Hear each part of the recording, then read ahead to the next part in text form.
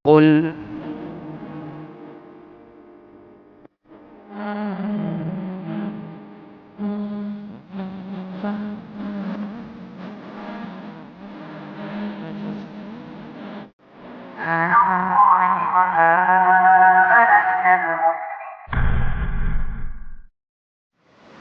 Bismillahirrahmanirrahim. Assalamualaikum warahmatullahi wabarakatuh.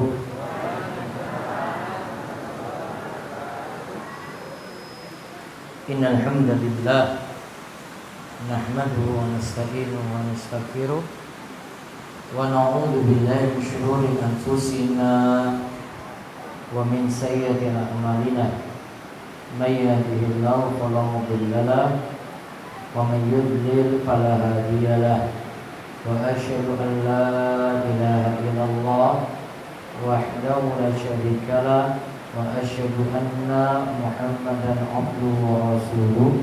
Allahumma shalli ala nabiyyina Muhammad wa ala alihi wa man tabi'ahum bi ihsan ila yaumiddin. Allahumma inna nas'aluka al-jannah wa na'udzu bika minan nar. Sikit ya.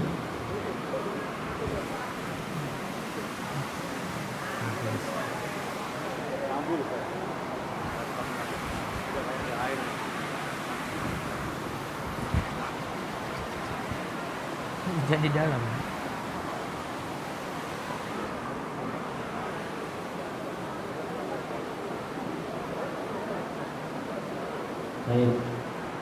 Baik, pada malam Kamis kali ini kita diberi nikmat oleh Allah untuk bisa melanjutkan kembali pengawasan rutin kita, dan mudah-mudahan bawa berkah bagi kita semua di saat berkah hujan itu turun. Mudah-mudahan membawa kepada kita kebaikan yang banyak. Allahumma amin. Kali ini kita akan mengkaji di saat hujan ini 3 wasiat saking Nabi kita Muhammad sallallahu alaihi wasallam kepada sahabat yang mulia Abu Hurairah, di mana Abu Hurairah memiliki 5.000-an hadis yang ia riwayatkan dari Nabi kita Muhammad sallallahu alaihi wasallam. Nah, nanti kita akan lihat satu persatu pembahasan kali ini, yaitu wasiat. Di sini ada 3, kita akan lihat. Wasiat ini berkenaan dengan sholat duha, sholat witir, dan puasa 3 hari tiap bulan. Sholat apa? Duha, sholat witir, dan puasa 3 hari tiap bulan. Dan ini dijadikan wasiat saking Nabi kita Muhammad sallallahu alaihi wasallam. Baik ibu-ibu yang tempatnya masih longgar, beri tempat pada ibu-ibu yang belum dapat tempat, biar tidak kena hujan. Bapak-bapak bisa masuk lagi.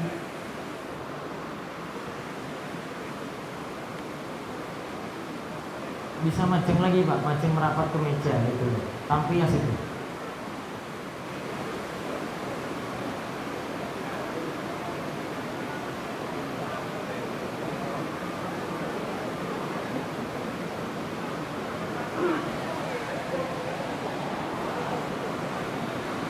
Ya macam-macam ya.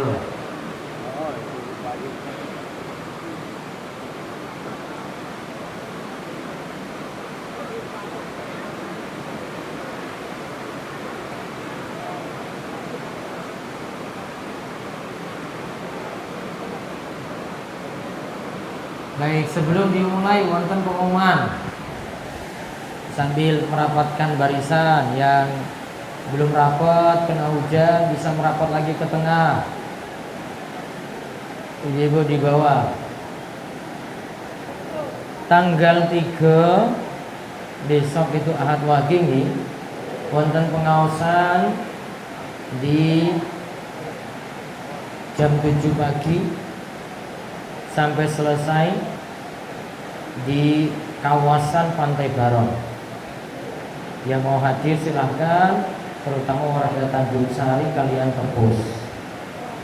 Kemudian tanggal 5 tablik akbar di Darussolihin jam 9 pagi sampai jam 11 dengan pembicara Ustadz Maududi Abdullah LC saking Pekanbaru Riau.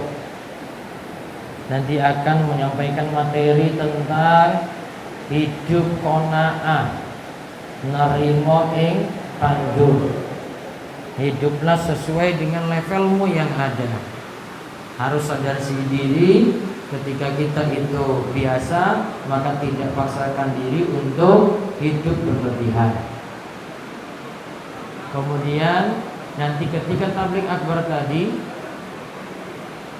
insya Allah akan dibagikan juga pakaian-pakaian layak pakai, gamis, dan juga bapak mungkin dapat koko, karena sudah banyak yang menyumbang untuk pengawasan tabligh akbar besok. Nanti insya Allah akan dibagi, termasuk tumpukan karung di bawah itu tumpukan jilbab. Nanti kalau paket gamisnya sudah habis, ya nanti dibagikan jilbab. Kalau sudah habis lagi, kaos kaki. Kalau sudah habis lagi, wedang putih. Kalau sudah habis lagi, ya wes rampung.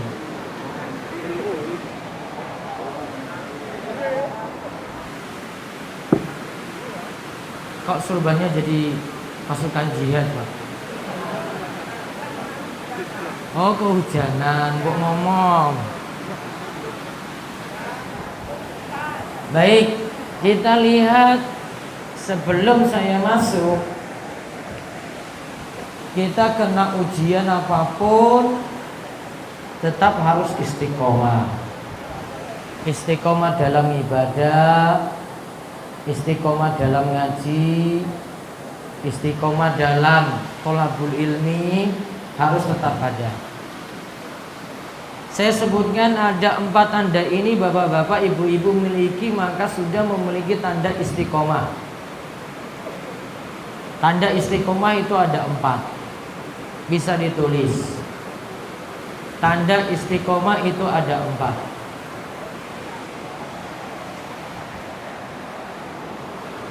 Syafiq Al-Balji mengatakan thariqul istiqomah arba'atu asya, ada 4. 1. Tidak meninggalkan ibadah walau kena musibah. Tidak meninggalkan apa? Ibadah walau kena musibah. 2. Tidak meninggalkan ibadah walau punya kesibukan dunia. Yang punya toko, warung, apa meneh, buruh, bangunan, ngarit, belante, supir wonten, supir. Pokoknya tidak ada alasan untuk meninggalkan ibadah. Kata beliau lagi yang ketiga, tidak mengikuti hawa nafsu dan komentar orang, namun yang dicari ridho Allah. Yang ketiga, tidak mengikuti apa? Hawa nafsu dan komentar orang, namun yang dicari apa? Ridho Allah. Walaupun nanti kanan kiri komentar, oh kowe iki ngaji saiki wis berubah. Berubahnya apa? Terus nganggo jilbab, jenggotan. kaya teroris, apa melu aliran sesat, apa ISIS, apalagi celana cingkrang, ya, pokoknya gelaran-gelaran apapun. Komentar orang nggak diikuti. Sama juga kita tidak ikuti hawa nafsu. Ibadah niku ngangge dalil, pakai dalil. Wonten tuntunan. Terus yang ketiga, yang keempat, beramal dengan pedoman Al-Quran dan Sunnah Nabi Sallallahu Alaihi Wasallam.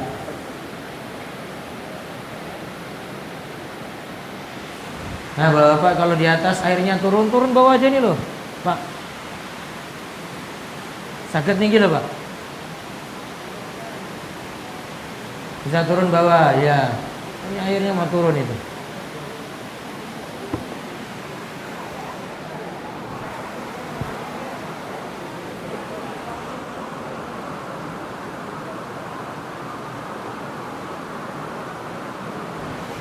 Di bawah sini enggak ini, ayo.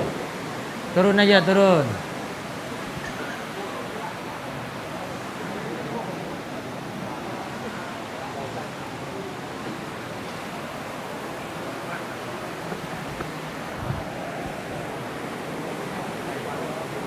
Ya, yang keempat apa? Beramal dengan pedoman Al-Quran dan hadis Nabi Sallallahu Alaihi Wasallam.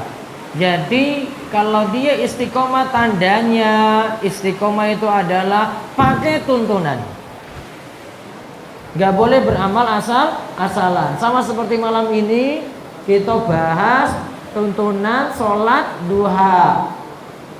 Semuanya itu pakai dalil. Walaupun nanti ada istiad ulama tentukan ini hukumnya sunnah, ini hukumnya wajib. Ini minimalnya kali rakaat, maksimalnya nggak dibatasi. Namun semua itu berdasarkan dalil. Para ulama cuma simpulkan saja. Namun kita berpedoman dengan tuntunan Al-Quran dan hadis Nabi Sallallahu Alaihi Wasallam. Coba diulang. Yang pertama apa tadi? Tanda istiqomah. 1, tidak meninggalkan ibadah karena datangnya musibah. Walaupun punya utang, tetap ibadah enggak? Ibadah. Walaupun mikir terus bebannya nambah terus gara-gara mikir utang. Berat apa berat? Susah apa susah? Susah. Walaupun susah, tetap ngaji enggak? Tetap ngaji. Tetap ibadah atau tidak? Ibadah. Walaupun punya masalah. Juga yang kedua, tidak meninggalkan ibadah dengan alasan kesibukan dunia. Yang kerja alasan kerja kantor, yang kuliah alasan kuliah, yang sekolah alasan sekolah, yang di pasar, yang alasan sibuk neng pasar, yang punya warung, alasan nggak ada yang nanti bisa ganti untuk jaga. Yang punya toko takut pelanggannya lari makanya ora sholat. Ya, untuk makan dicari terus walaupun nanti tinggalkan sholat ngasar. Orang sholat belas coba. Orang mikir sholat. Ya kan mikirnya apa? Sapi. Sapi dipikir terus. Dia sholatnya nggak sholat orang masalah. Yang penting sapi ini urip. Iya toh Pak? Iya. Padahal yang butuh hidup itu jenengan bukan sapi. Hidupnya hati itu bukan hanya dengan badan saja yang kuat, namun anggota badan kuat, hati ini juga bagus ya sholat. Jadi walaupun dengan alasan sibuk, pokoknya ibadah dijaga. Yang ketiga, tidak mengikuti hawa nafsu dan komentar orang. Yang keempat, berpegang pada Al-Quran dan hadis Nabi Sallallahu Alaihi Wasallam ketika beramal. 4 ini dimiliki maka disebut istiqomah. Keluar dari 4 ini maka tidak disebut lagi istiqomah. Ya, keluar dari 4 ini tidak disebut lagi istiqomah. Enggak ibadah lagi karena sakit misalnya. Tidak ibadah lagi karena sibuk urus dunia. Tidak, tadi apa lagi? Mengikuti hawa nafsu dan komentar orang. Lalu jauh saking tuntunan Al-Quran dan hadis Nabi Sallallahu Alaihi Wasallam. Kalau ikuti ini, 4 ini tadi dipenuhi tanda-tanda istiqomah tadi, maka insya Allah kita diberikan husnul khotimah. Kalau diberikan husnul khotimah, sudah itu jalan mudah untuk masuk surga. Surga itu nggak nanggung-nanggung nikmatnya. Kalau nikmat di dunia yo pas-pasan, iya tak? Pas-pasan. Rumah yo pas-pasan. Ada yang punya rumah yo masih utangan, kreditan. Iki tak singgung meneh lho iki. Ibu napa Bu bocor?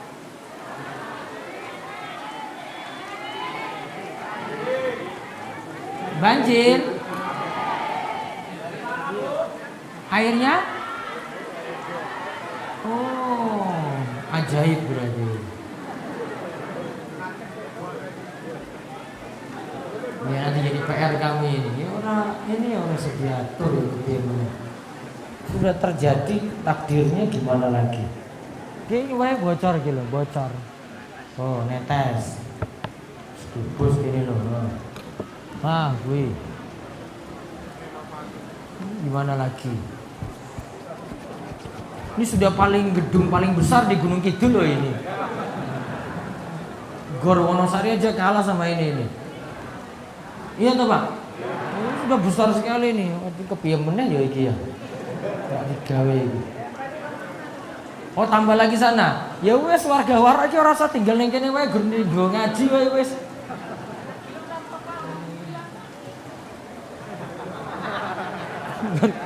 Komentar wae. Oh ya tadi jangan ikut komentar orang. Nah.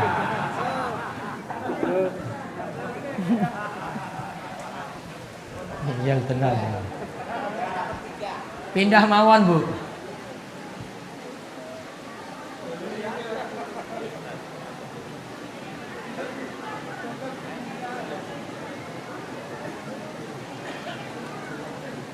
Cari tempat yang bisa muat, coba cari. Tapi sambil nggak ngomong, boten usah komentar. Nanti komentarnya terakhir mawon. Nah, ini nganggo kresek niki lho tutup kepala, Bu. Nih. Seorang duwe payung. Nah, niki to pun. Mudah-mudahan pulang lancar.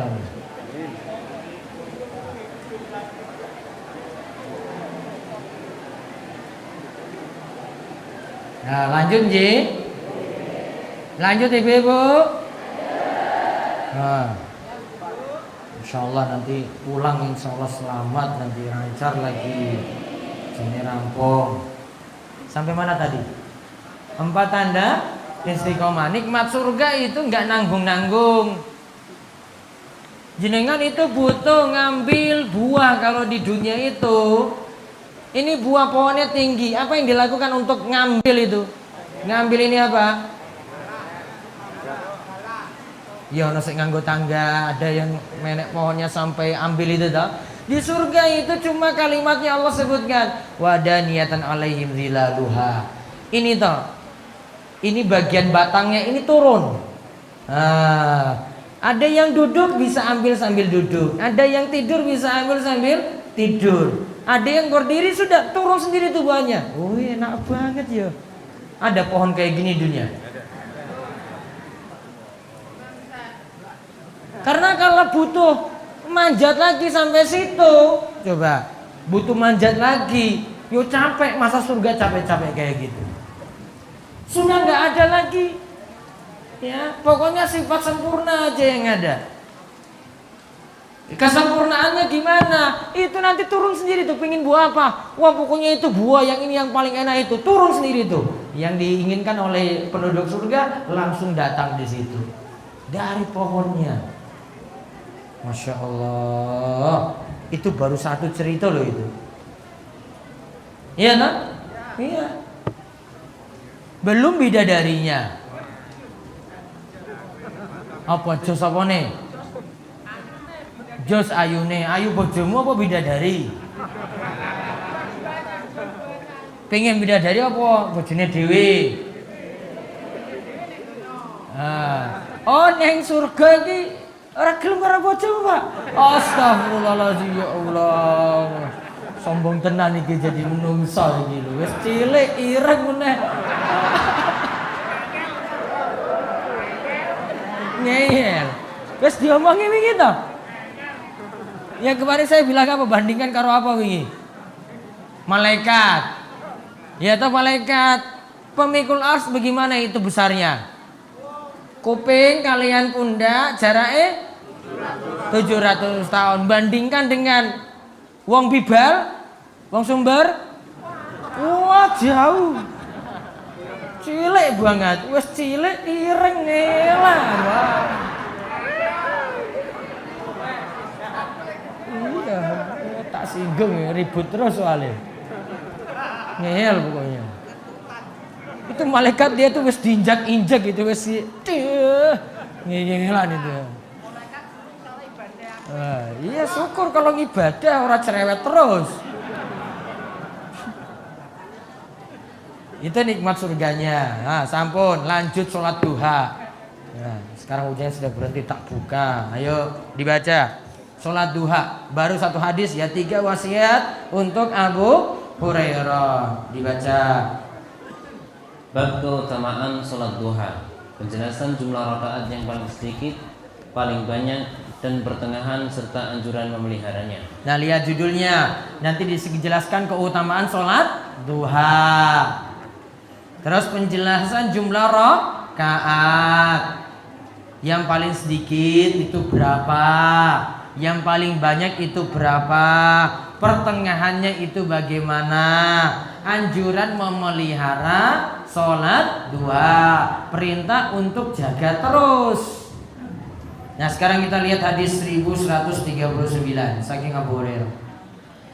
An Abi Hurairah radhiyallahu anhu qala awsani khalili sallallahu alaihi wasallam bi siyami 3 ayyamin min kulli syahrin wa raka'at ad-duha wa an utira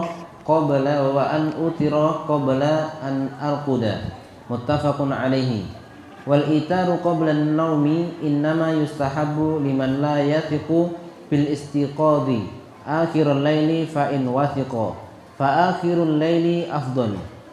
Dari Abu Hurairah radhiyallahu anhu berkata, kekasihku Rasulullah sallallahu alaihi wasallam mewasiatkan kepadaku untuk puasa 3 hari setiap bulan, mengerjakan sholat duha 2 rakaat dan melakukan sholat witir sebelum tidur. Hadis riwayat Bukhari dan Muslim. Imam Nawawi rahimahullah berkata, witir sebelum tidur hanya dianjurkan kepada orang yang tidak yakin untuk dapat bangun tidur di akhir malam. Adapun jika ia dapat berkeyakinan bangun di akhir malam, maka witir pada waktu itu lebih utama.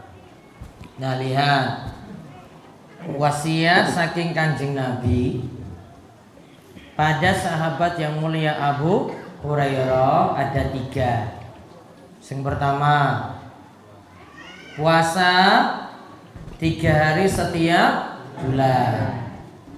Bulan apa nih? Bulan Hijriah. Diberi catatan situ bulan Hijriah. Bukan bulan Masehi. Bukan Januari, Februari. Namun saat ini bulan apa? Kalender Jawa ini apa sekarang? Jumadil Ula. Ya, jadi pakai standar kalender Hijri. Kalender Hijriah. 3 hari setiap bulan. Cuma 3 hari saja di sini. Jadi, karena 3 hari itu nanti dilipat dikalikan 10. Maka 3 hari kali 10 berapa berarti? 30, 30 wes sesasi. Kalau ini jaga rutin terus setiap bulan 3 hari. Bulan depan lagi Jumada Tsani 3 hari. Kemudian pas Jumada Tsani apa? Recep ya? Iya. Ya Jumadil Akhir tadi, setelah itu apa? Ya, setelah Recep tadi apa? Ruah. Ya. Kalau kalender Hijri Rajab, Sya'ban. Setiap bulan dia rutinkan cuma 3 hari saja. 3 ini nggih ping 10. Jadi berapa? 30. Berarti setiap bulan kalau ada dianggap puasa sesasi. Berarti kalau ini rutin sampai setahun, jadinya puasanya dianggap 1 tahun full. Iya toh? 1 tahun full. Berapa hari tadi setiap bulannya? 3 hari. Mau tambah lebih daripada itu nggak masalah. Ini bisa dipilih tanggal Ayyamul Bid. Ayyamul Bid tanggal berapa? 13. Nah, 13, 14, 15, 3 hari berturut-turut tadi. Nah, terus wasiat kedua, kerjakan sholat duha kalih rakaat. Sholat apa? Duha. Berapa rakaat? Nah, cuma 2 saja. 2 rakaat. Terus yang ketiga apa? Witir. Witir rakaatnya berapa? 1, 3, 5, 7, 9 seterusnya. Sini dilakukan qabla an arkuda. Dilakukan sebelum tidur.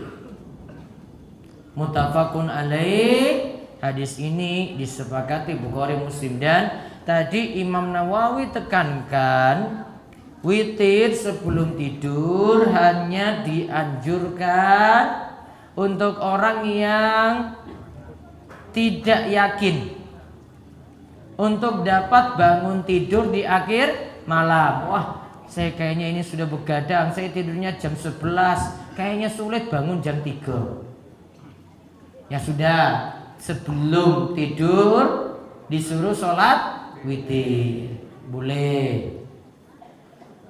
Namun kalau yakin bangun karena tidurnya lebih awal, misalnya jam 9 tidurnya, maka dia yakin bangunnya lebih awal, maka dia witir setelah bangun tidur. Ini tanda umat Islam itu ada ibadah di siang hari, ada ibadah di malam hari. Makanya nggak sibuk dengan dunia terus. Pagi, siang, wes sibuk ngantor misalnya. Sore pulang, dia pegawai sore mikir sapi, ngarit. Malam bar maghrib wes saya tidur. Sudah nggak ada ibadah sama sekali di sini. Coba lihat gimana jadinya. Maka apapun kesibukannya disuruh tetap ibadah. Nah, sekarang kita lihat beberapa pembahasan dari hadis tadi, terutama untuk sholat duha. Kapan waktu duha? Waktu duha adalah waktu awalun nahar, awal pagi. Disebut duha yaitu mulai dari waktu setelah matahari meninggi hingga dekat dengan waktu zawal, tergelincirnya matahari ke barat. Nah, lihat, duha itu artinya awalun nahar, awal-awal pagi. Itu disebut dengan waktu apa? Duha. Terus duha ini waktunya dimulai dari matahari meninggi. Para ulama istilahkan dengan matahari setinggi tombak. Orang mesti diukur, oh oke tombaknya sekian meter, kemudian diukur itu dengan tinggi matahari, enggak. Kalau bingung, biasa istilah ini digunakan untuk keadaan ketika matahari sudah terbit ditambah 15 menit. Matahari sudah apa? Terbit tambah 15 menit, 15 menit.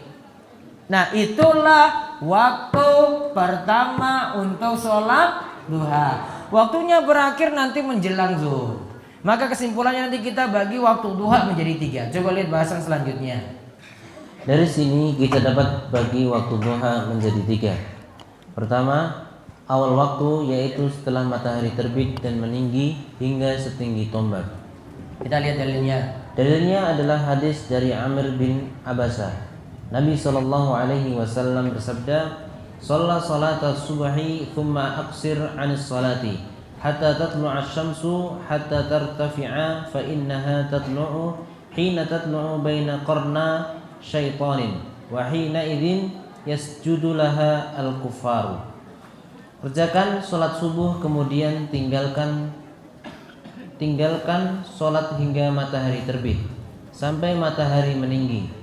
Ketika matahari terbit, ia terbit di antara 2 tanduk setan, yaitu orang-orang kafir sedang bersujud. Nah, lihat. Ketika matahari terbit itu belum boleh sholat. Kenapa? Lagi muncul 2 tanduk setan. Tanduknya ini kayak apa setan tadi? Ngertos nama mboten iki? Oh, ini ibu yang baru datang. Apa pindah tempat? Oh.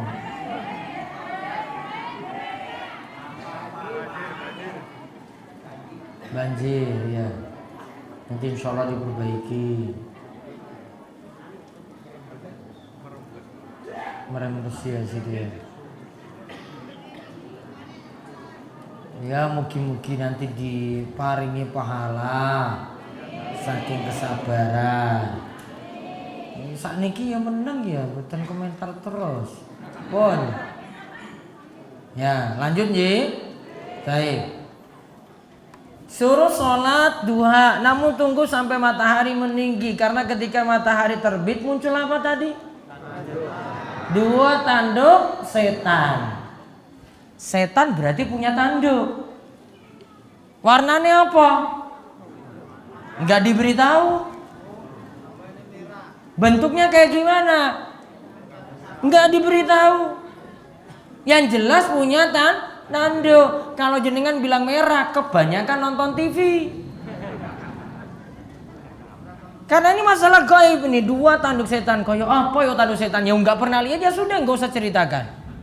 Nabi cuma sampaikan ada 2 tanduk setan. Oh, pokoknya bentuknya itu tanduk. Sudah. Besarnya kayak gimana? Berapa meter? Wallahu alam, nggak tahu. Setannya bentuknya kayak gimana? Ireng apa putih apa abang atau warnanya apa? Nggak ada yang beritahu juga. Ya sudah, pokoknya nggak usah dibahas. Sampai nanti diberitahu rincinya gimana? Oh, setannya itu ireng, cilik misalnya. Misalnya.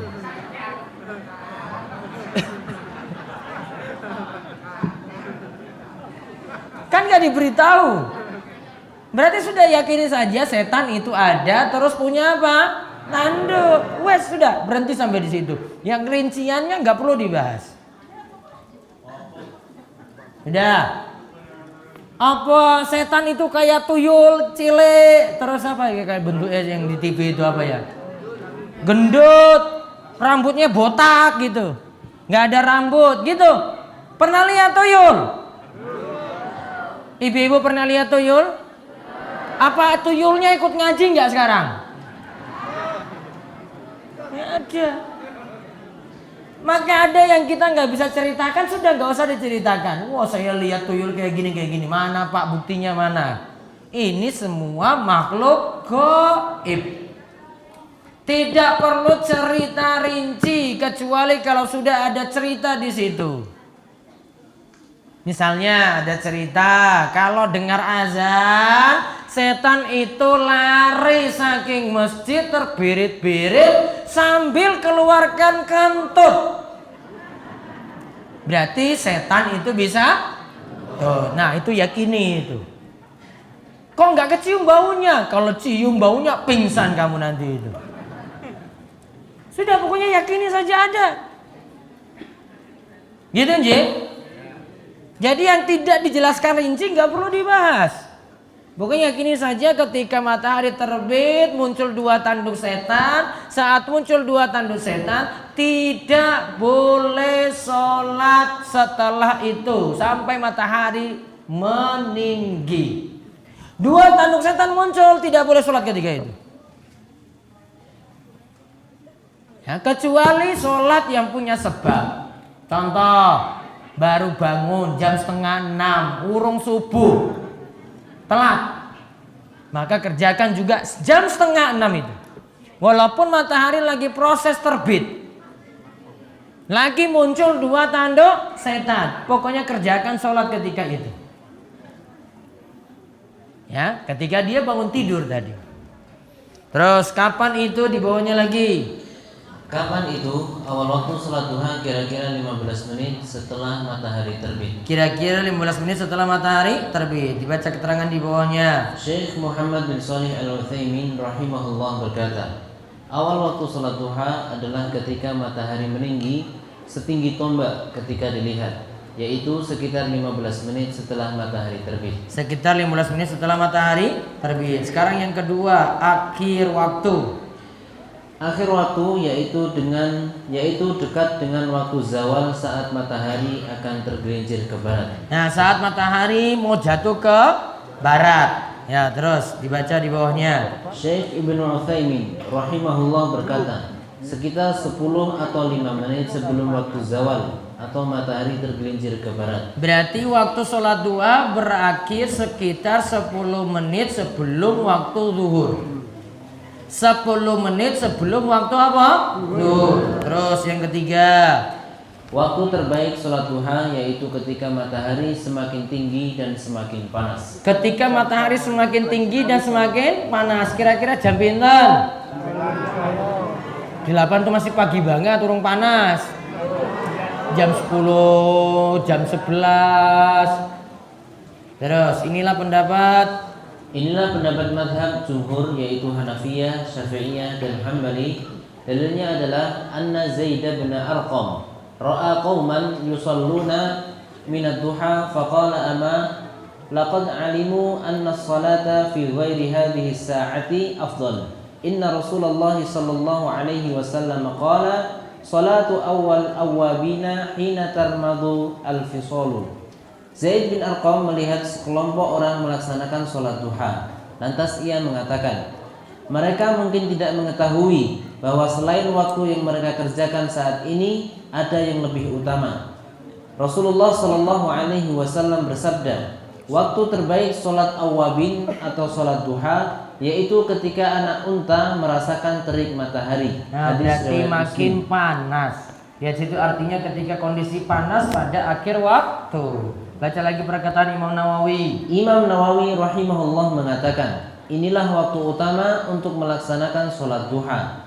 Begitu pula ulama Syafi'iyah mengatakan bahwa ini adalah waktu terbaik untuk sholat duha, walaupun boleh pula dilaksanakan ketika matahari terbit hingga waktu zawal. Yaitu ketika matahari terbit setinggi tombak hingga waktu zawal. Namun makin siang, makin panas, makin afdal dibandingkan dengan yang melakukan pagi.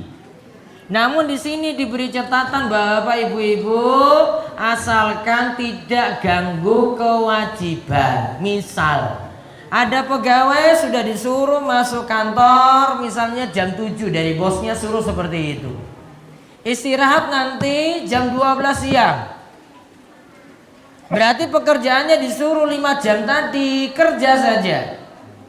Maka tidak boleh di sela-sela waktu yang ada digunakan untuk sholat duha kecuali dapat izin dari bosnya langsung. Kalau nggak dapat izin nggak boleh, karena yang wajib lebih didahulukan daripada sholat sunnah duha. Sholat sunnah duha cuma sunnah saja. Pekerjaan kantor itu tetap lebih wajib.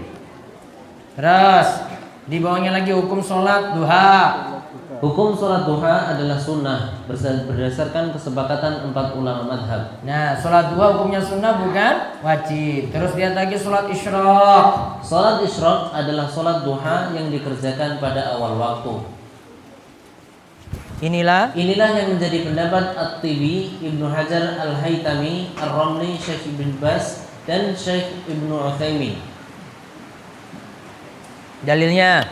Dari Abu Umamah radhiyallahu anhu, Rasulullah sallallahu alaihi wasallam bersabda, "Man shalla salatas subhi fi masjidi jama'atin yathbutu fihi hatta yusalliya subhatad duha, kana ka ajri hajjin aw mu'tamirin taman hajjatuhu wa umratuhu." Barang siapa yang mengerjakan sholat subuh dengan berjamaah di masjid, lalu dia tetap berdiam di masjid sampai melaksanakan sholat sunnah duha, maka ia seperti mendapat pahala orang yang berhaji atau berumroh secara sempurna. Berhaji dan berumroh secara apa? Sempurna. Terus ada lagi di bawahnya? Dari Anas bin Malik sudah Dari itu? Anas bin Malik radhiyallahu anhu, Rasulullah sallallahu alaihi wasallam bersabda, "Man shallal ghadata fi jama'atin thumma qa'ada yadhkurullaha hatta tatlu'a asy-syamsu thumma yusalla rak'ataini kanat lahu ka ajrin hajjatin wa umratin." Qala Rasulullah sallallahu alaihi wasallam, "Tamatin.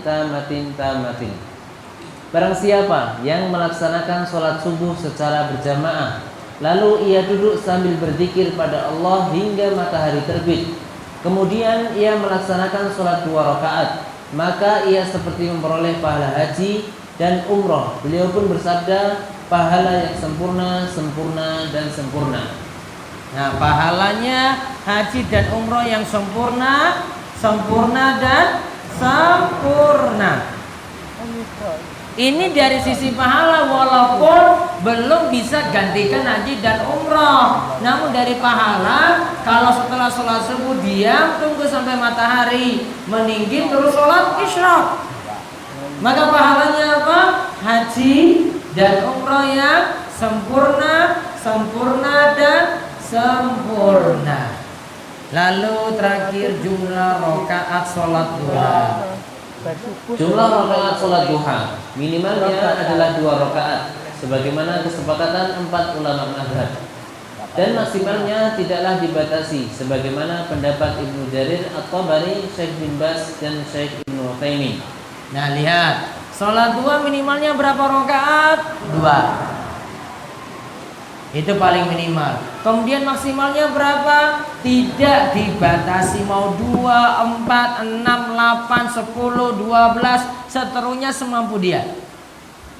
Pagi sudah sholat isyraq 2 rakaat, siang jam 9 misalnya kerjakan lagi sholat duha, boleh. Jam 11 lagi kerjakan sholat duha juga boleh. Karena jumlah rakaat sholat duha tidak dibatasi jumlah rakaat. Itu pendapat Ibnu Jarir At-Tabari, Syekh Ibnu Baz dan Syekh Ibnu Utsaimin. Wallahu a'lam bishawab. Ada pertanyaan, silahkan ditanyakan. Sambil nunggu hujannya berhenti baru pulang. Urung mandek ya urung mulih. Kalau sampai jam 10 ya wes, jam 10 baru mulai. Daripada susah di jalan. Ayo mau bertanya bisa tulis di kertas. Ada saking radio Pak Marci? Iya, ada. Baca. Ya baik, selanjutnya pertanyaan dari radio yang dikirim ke nomor 0812888185 Pertanyaan yang pertama, Assalamualaikum warahmatullahi wabarakatuh, Ustaz. Waalaikumsalam warahmatullahi wabarakatuh. Ustaz, bagaimana bila sebuah ucapan cerai yang disebutkan suami kepada istri dalam keadaan ia tidak sadar atau dalam keadaan emosi? Apakah emosi itu masih sadar? Coba lagi marah-marah coba. Sadar gak Bapak-bapak? Apa wong emosi yang lagi marah jadi kayak orang gila? Sudah gak mikir apa-apa lagi? Masih mikir makan gak orang yang marah tadi? Setelah marah masih makan gak? Nah berarti dalam keadaan sadar itu namanya. Kecuali kalau dia marah, wes hilang ingatan langsung sudah. seperti orang gila. Nah itu baru jawabannya, talaknya nggak jatuh. Namun kalau dalam keadaan sadar, pakai emosi, terus dia bilang, istriku saya ceraikan kamu, jatuh atau tidak? Jatuh. Dianggap satu kali. Ada juga kalimat, istriku saya talak kamu 3 kali langsung, dianggap juga jatuh. Namun ada ulama yang menganggap cuma 1 kali saja jatuh talaknya. Sama seperti ada yang katakan saya talak kamu 1000 kali, itu juga dianggap satu. Ya, jadi tidak dianggap sampai 3, tidak dianggap sampai 1000 kalau cuma sekali ucap saja. Baik, lanjut berikutnya. Selanjutnya, anak baru lahir meninggal itu apakah bisa menolong orang tuanya, Ustaz?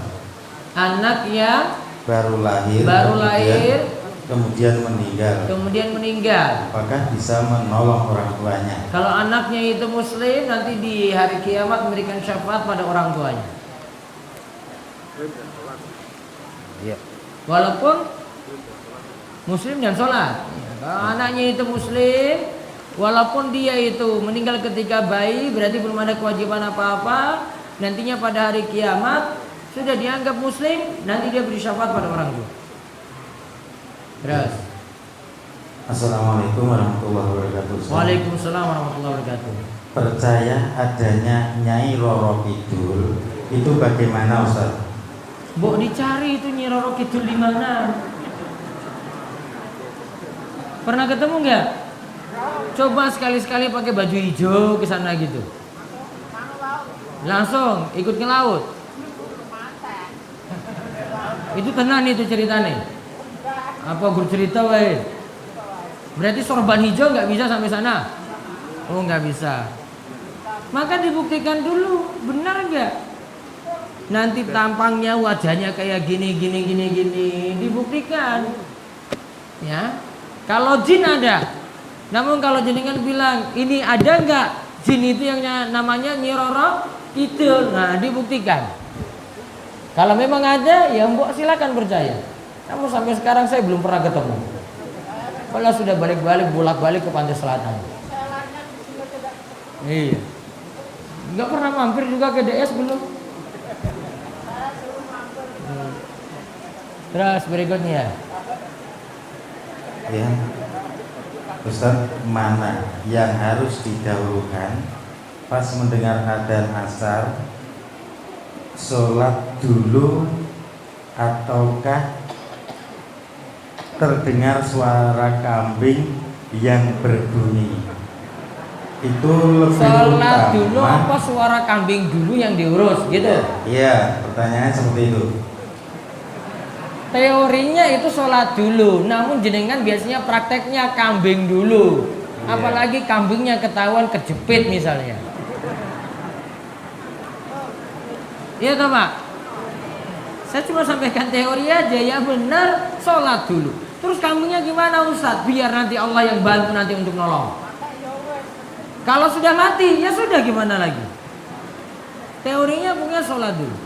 Kecuali kalau kondisi darurat itu baru dia tunda sholatnya untuk kepentingan darurat tadi. Terus, apakah sholat di waktu kerja membuat kita korupsi waktu dan membuat gaji kita menjadi haram? Kalau sholat sunnah kayak saya contohkan sholat 2 tadi nggak boleh kecuali dengan izin atasan. Kalau sholat wajib ya dilakukan saja pas waktu istirahat. Insya Allah tidak mengganggu semuanya. Terus, Ustaz, saya mau tanya, berdoa yang lebih afdol pada saat setelah sholat tahajud itu dilakukan setelah sholat tahajud apa setelah sholat witir? lakukan doanya tadi setelah sholat witir. Jadi setelah rampung semuanya. Terus, Ya, sementara dari radio cukup Ustaz. baik. Ketika hujan ini coba Bapak Ibu-ibu pahami, saat hujan turun itu waktu terkabulnya doa.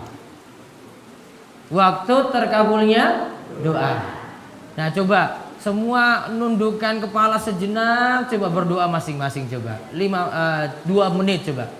Minta apapun, ini hujan masih turun nih. Ayo, masing-masing piyambaan berdoa.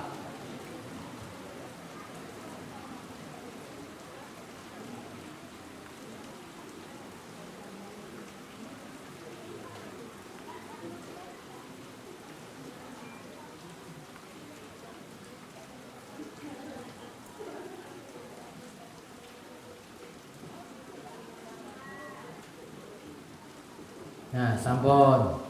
Sudah minta apapun toh? Sudah minta utangnya lunasi belum?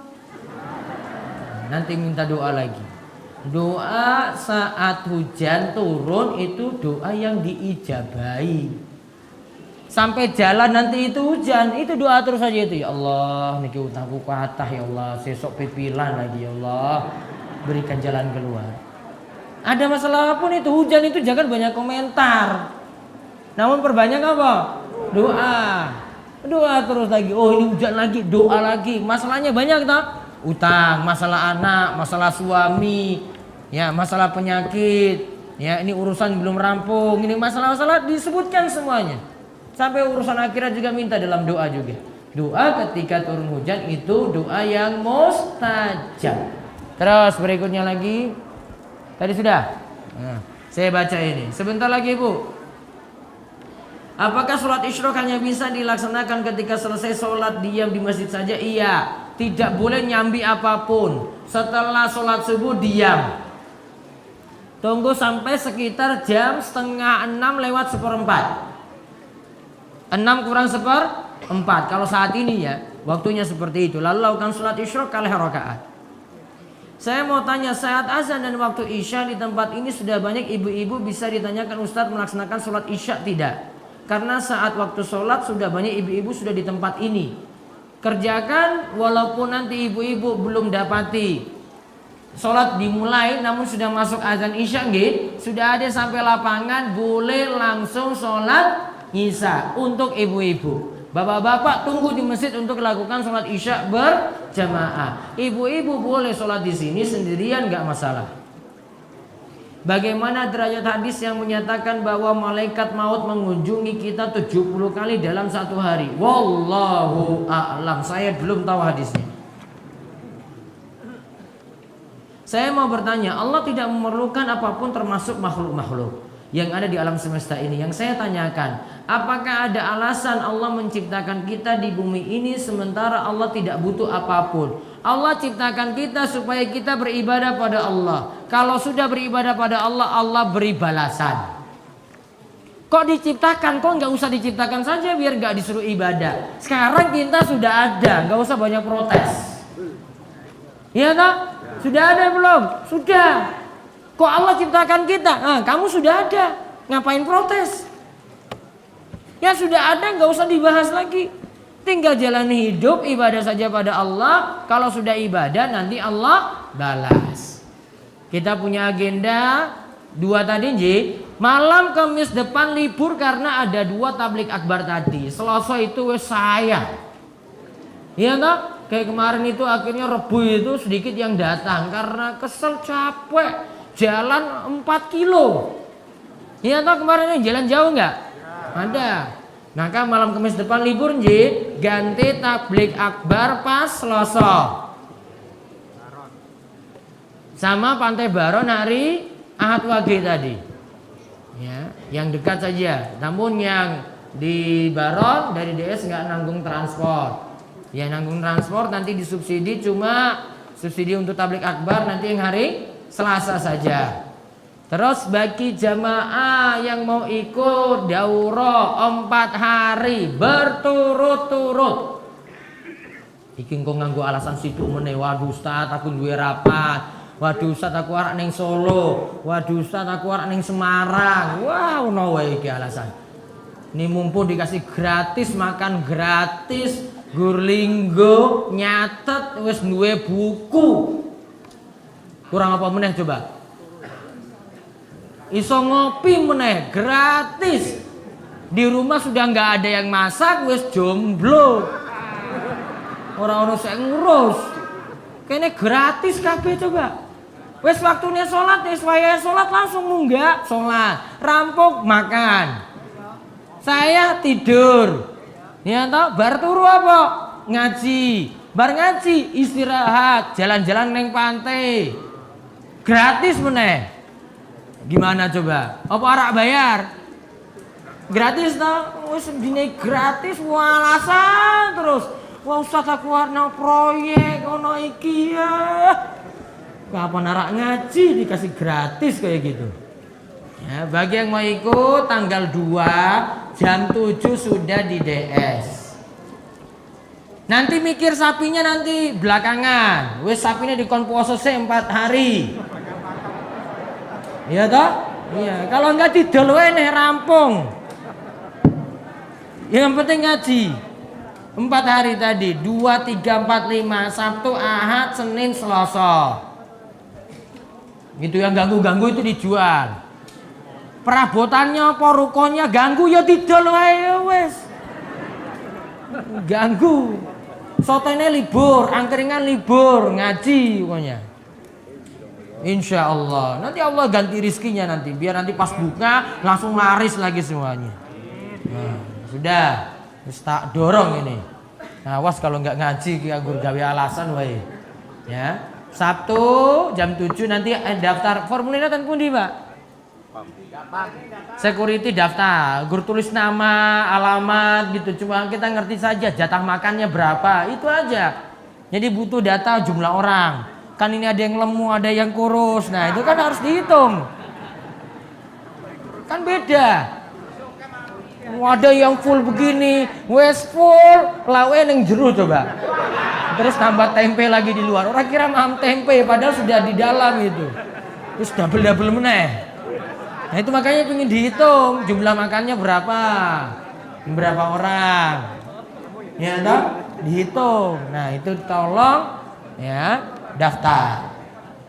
Nanti ada yang cuma datang aja gur sarapan, bar sarapan jam 09.00 mulai. Nah itu acara-acara kayak wong Sumber iki lho. Sosok ngaji ora alasan meneh. Kurang ping pira ora mangkat daurah kuwi lho. Nanti datang pas sarapan, bar sarapan mulai ya. Ngaji. Tinggal dulu sapine kambingnya itu kejepit ya ora apa-apa nanti Allah ganti lagi. Gawe alasan ya toh, Pak. Sudah dikasih gratis ya, Pak. Apa saya suruh bayar ya? Udah cukup? Insyaallah ngaji nggih. Malam Kamis depan libur 1 kali diganti 2 kajian tadi. Ahad wage kalian apa? Selasa pagi. Ya sudah kita cukupkan. Kita tutup kalian doa kafaratul majelis. Subhanakallahumma bihamdika asyhadu an la ilaha illa anta astaghfiruka wa atubu ilaik. Hati-hati mungkin selamat sampai tempat tujuan di rumah dengan selamat. Assalamualaikum warahmatullahi wabarakatuh.